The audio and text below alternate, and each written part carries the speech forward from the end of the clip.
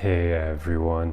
In this video, I want to share my thoughts on the so-called laziness epidemic that seems to be pretty widespread nowadays, or at least that's what older people would have us believe, and a lot of older folks are calling the younger generations incredibly lazy and whatnot. And well, I wanted to provide some insight here because I believe this issue is way more complicated and nuanced than people are making it out to be. It's usually never as simple as, oh, young people are just lazy and the old people are the only ones that had any work ethic and whatnot. And also, how the heck to even define young people and old people as well, right?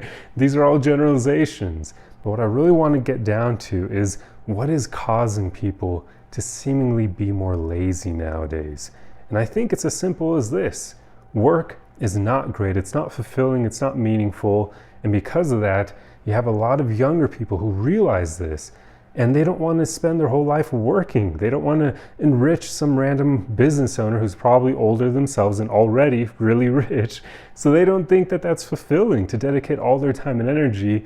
Well, I should say 40 hours a week, because that's the arbitrary BS our ancestors agreed upon. And for whatever reason, it hasn't changed up until now. So 40 hours a week of their lives to enriching this random business owner. Who wants to do that? That's not fulfilling at all, right? The guy's already rich. What's the point in making him even richer? So you get a lot of this where younger people are thankfully actually seeing the way society is set up and they don't really like it. And that's understandable, right? Society, even though it wasn't exactly set up to make us unhappy, that's kind of the way it's working out now. That may not have been the original intended purpose of it, but it's unfortunately causing many people to be very unhappy nowadays because we weren't meant to work these long hours like this for that many days out of the week. Many of us feel like we weren't put here for that reason, to just be basically wage slaves our entire lives, to create tax revenue for our government, who then goes around and spends it willy-nilly and basically wastes it on all these things that we don't want them to do. They don't listen to us anymore because they're bought out by the corporations. And that's who we end up working for, right? So it's just basically a bunch of complicated factors, a bunch of nuance that has led to young people not wanting to work, not wanting to dedicate their lives to these random companies to enrich people who are already rich, to just create tax revenue for a government that doesn't care about them. I know this sounds like very kind of nihilistic. That's not my point here. I'm just trying to set the stage for why I believe there's this so-called laziness epidemic. There really isn't. It's just that people aren't doing things they want to actually be doing. They're not passionate about these jobs. They're meaningless. They're unfulfilling. What's the point in slaving away, spending all that much time and energy on something you don't really care about? None of us would choose to spend our lives working like that if we had the choice. Okay, some people would, but most people probably wouldn't. We would rather be out there experiencing the world. We know how precious it is to be alive. It's insane when you really think about it that we all are here. Why would we want to dedicate our lives to doing work all the time? It just doesn't make sense. And my theory is that a lot of younger people understand this, they get this, they see the way society is kind of crumbling right now, and they're unhappy about it. And why wouldn't they be, right? It's unfortunate that we were born into a world that's so chaotic and so uncaring about the individual, right? It's almost like our governments don't care about us, the corporations don't care about us, and yet these are the people, the entities that we basically work for at the end of the day, but they don't care about us. So why would we want to be incredibly passionate about what we do to make their lives better when they don't care about us?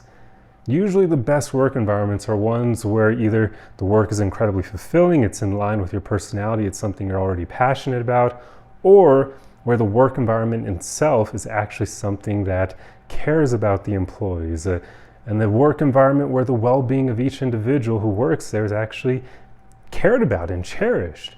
But that's incredibly rare, because in capitalism, rather often, most corporations, even smaller companies, they tend to only care about the bottom line.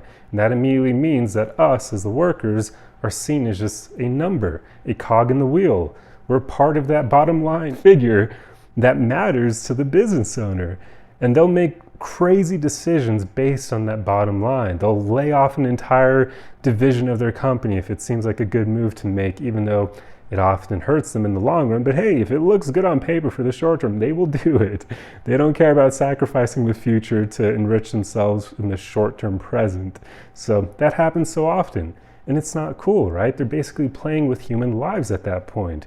They're just casting people aside willy-nilly, not caring how it impacts their situation, how it impacts their family and whatnot. Sometimes that situation can even lead to drastic consequences for the people involved in them. We've all heard the stories, right? People find a bridge and they decide to, you know what I mean. So yeah, this is all very unfortunate. I think all these nuanced factors are leading to this issue. I don't really think it's an issue, but this laziness epidemic.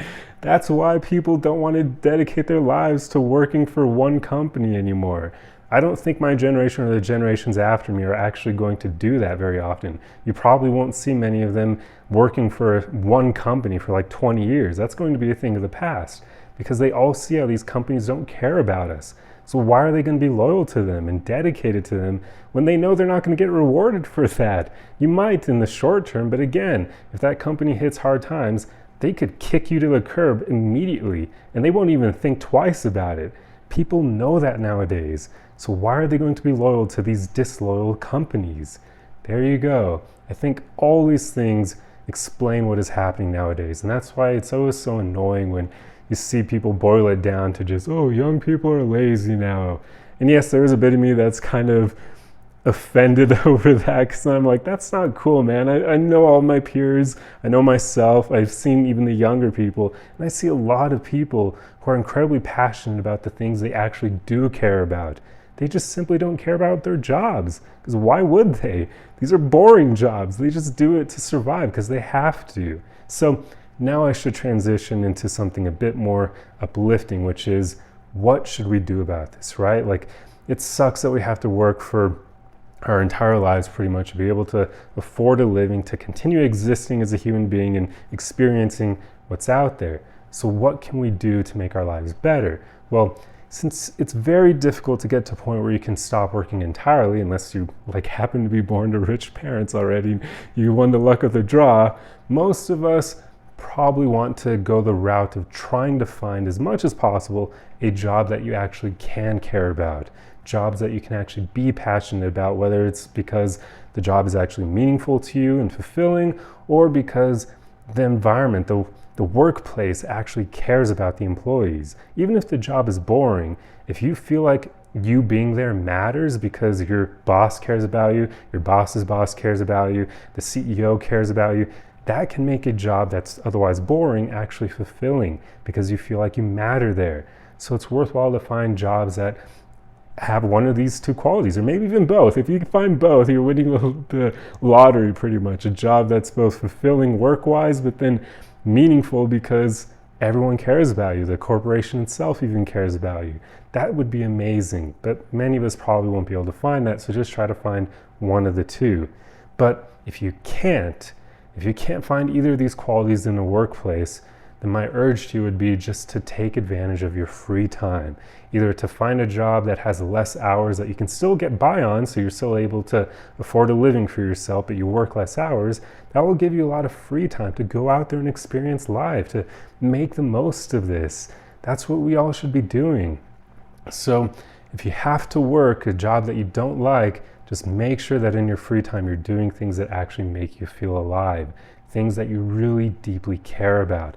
Go out there and do them as much as possible, whatever they may be. Make sure you take advantage of your vacation time and that sort of thing. Or better yet, just find a job, like I said, that gives you the time to do what you want to do, even if it pays less. So often people get tied up in this whole thought of having a job that pays a ton of money, and then they fail to realize that that usually means you have to work more hours. So now you're making more money, yeah, but maybe your mental health won't be as good because you're dedicating more of your precious time to something you may not care about.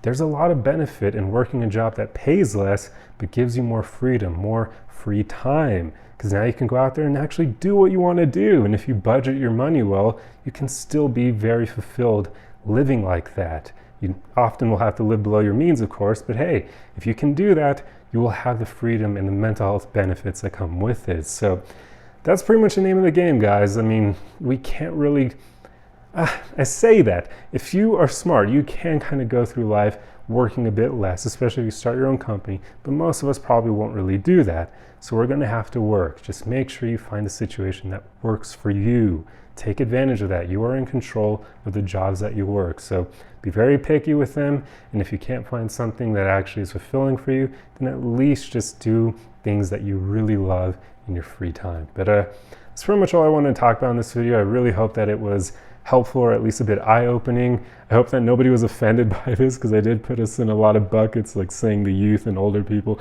My intent wasn't to offend older folks. Like, I know many of you do actually care about the youth, and I love that. Yeah, anyway, I'll step off my soapbox. I truly hope you enjoyed this video, and I'll see you guys in the next one. Arrivederci!